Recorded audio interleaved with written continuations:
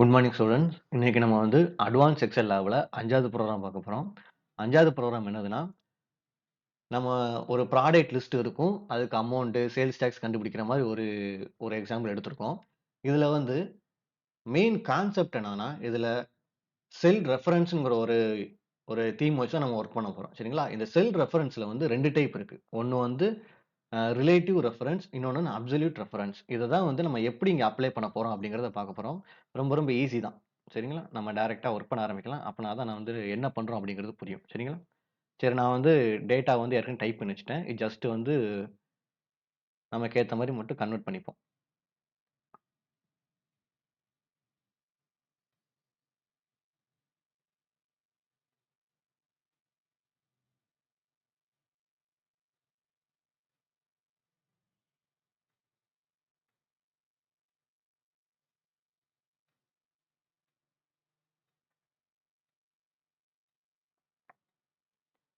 Product எப்பவுமே வந்து left alignment. ப்ராடக்ட்டோ, நேமோ எல்லாமே லெஃப்ட் அலைன்மென்ட்ல இருக்கணும். மத்த எல்லா வேல்யூமே வந்து சென்டர்ல இருக்கலாம். சரிங்களா? இத மறந்துறக்கூடாது. சரி.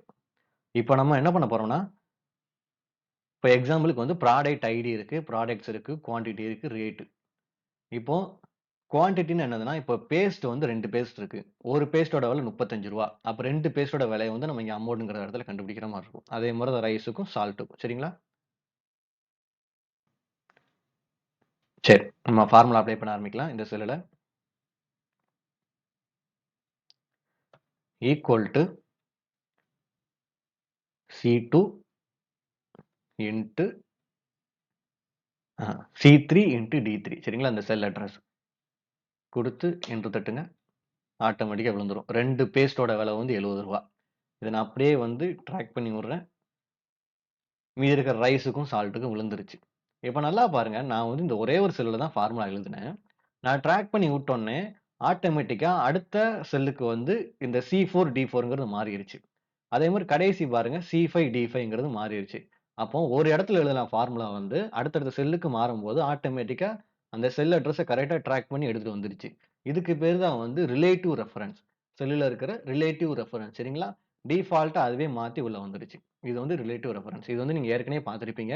நெறைய இடத்துல யூஸ் பண்ணியிருப்பீங்க. சரிங்களா? இதோட பேரு தான் உங்களுக்கு தெரிஞ்சிருக்காது. செல்லோட ரிலேட்டிவ் ரெஃபரன்ஸ். இத மறந்துறக்கூடாது. சரிங்களா?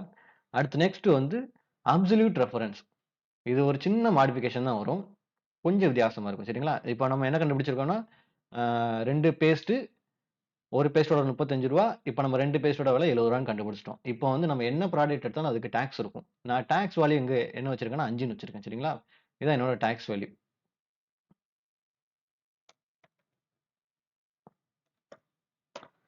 அப்படினால ம். இப்ப விசிபிளா இருக்கா? ஏன் மாறல?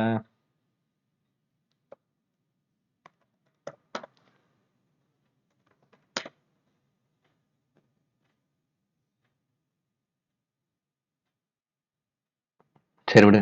இந்த 5ங்கிற வேல்யூ தான். என்ன மிஸ்டேக்ன்னு தெரியல. இப்போதைக்கு நம்மளோட வேல்யூ மட்டும் தான் தெரியணும். சரி. இப்ப சேல்ஸ் டாக்ஸ் வந்து எனக்கு 5%. இப்போ இந்த பேஸ்ட்டுக்கு வந்து ரூ. 70 கண்டுபிடிச்சாச்சு. இதுக்கு 5% டாக்ஸ் வந்து நம்ம இம்ப்ளிமெண்ட் பண்ணணும். இப்போ இந்த செல் அட்ரஸ கிளிக் பண்ணிட்டு ஈக்குவல் டூ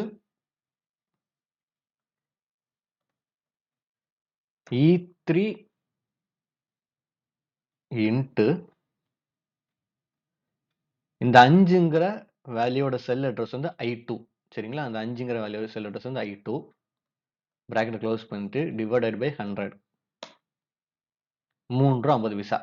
என்னோட சேல்ஸ் டாக்ஸ் வந்து ரூ. 3.50 கிடைச்சிருச்சு. இப்ப நான் இத வந்து அப்படியே ட்ராக் பண்ணி விடுறேன் பாருங்க. ட்ராக் பண்ணி விட்டா எனக்கு வந்து விழுகல. அடுத்தடுத்த ரைஸும், சால்ட்டும் அந்த ப்ராடக்ட்க்கு வந்து எனக்கு சேல்ஸ் டாக்ஸ் விழுகல. என்ன ரீசனுக்காக அப்படின்னு பார்த்தீங்கன்னா, இந்த ஃபார்முலா நல்லா பாருங்க. E3 E3 காமனா அமௌண்ட்ல இருக்கிற செல் அட்ரஸ். 2வது I2ங்கிறது வந்து இன்னொரு இடத்துல இருக்கு. இது வந்து நம்ம ஹெட்டிங் போட்ட அந்த லைன்ல இருக்குது. அதனால டைரக்ட்டா ரெஃபரன்ஸ் எடுத்து ஒரு செல்லுல விழுந்துருச்சு. நான் அதே இது அடுத்ததுல ட்ராக் பண்ணும்போது பாருங்க, I3ங்கிற ஒரு வேல்யூ விழுந்திருக்கு. I3. இந்த I3ங்கிறது அடுத்த செல் அட்ரஸ்.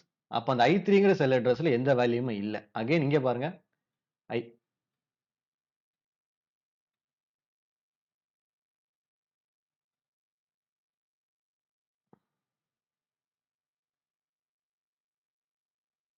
ம்.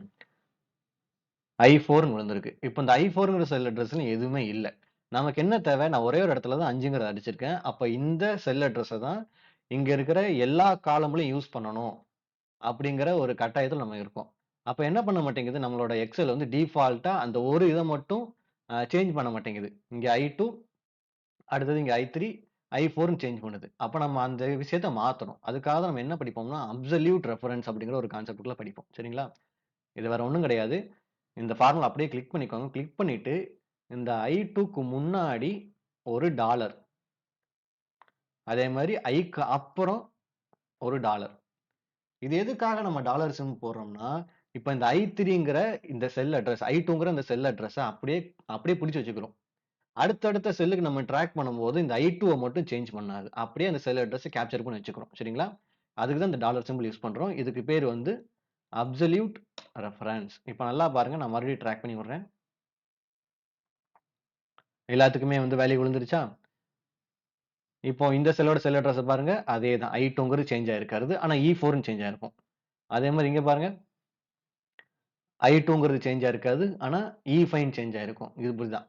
ஒரு செல் அட்ரஸ கம்ப்ளீட்டா ஹோல்டு பண்றதுக்காக நம்ம எத யூஸ் பண்ணோம்னா, டாலர் சிம்பல் யூஸ் பண்றோம். ஏன்னா, நம்ம இந்த ஒரே ஒரு I2ங்கிற காலத்த வச்சு தான், இங்க இருக்கிற 3 செல்லுக்குமே வந்து ஃபார்முலா அப்ளை பண்றோம். அத வந்து ஹோல்டு மாத்தக்கூடாது. ஏன்னா, எல்லா ப்ராடக்ட்டுமே 5% டாக்ஸ்ங்கிறத நம்ம காமனா வச்சிருக்கோம். அப்போ இந்த அட்ரஸ் வந்து வேரி ஆகாது.